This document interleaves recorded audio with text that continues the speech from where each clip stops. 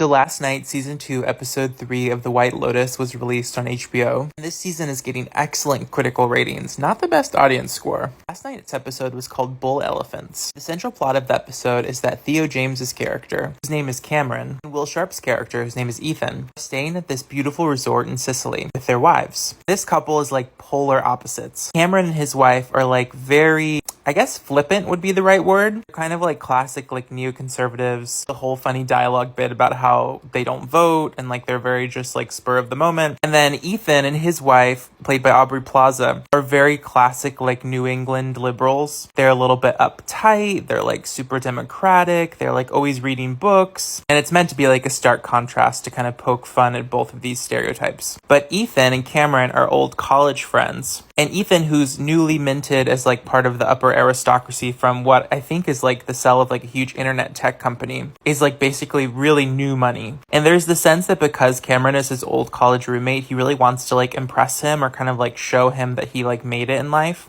And Cameron seems a little bit like he's just trying to poach Ethan as one of his like financial investor clients. Basically, Cameron's wife and Aubrey Plaza's character go off for like a solo adventure. Ethan and Cameron are left behind at the hotel and chaos ensues. They end up falling into bed with these two girls who are local Sicilian, Lucia and Mia, and who are basically trying to like hook up with rich guys. I respect their hustle. Meanwhile, Adam DeMarco's character, who's there with his dad and his grandpa, is like slowly growing this romance with Portia, who's played by Haley Lou Richardson. And Portia is the personal assistant, the delightful Jennifer Coolidge's character, who's this kind of like hapless heiress who is in Sicily with the hopes of like reconnecting with her partner, who we learn is on his 4th marriage. But despite her best attempts, it is just not going well. Her partner, Greg, is like definitely having an affair, but it hasn't been revealed to us who the affair is with yet. All in all, I think episode 3 was the strongest so far of season 2. And I really think this show is one that you don't want to miss.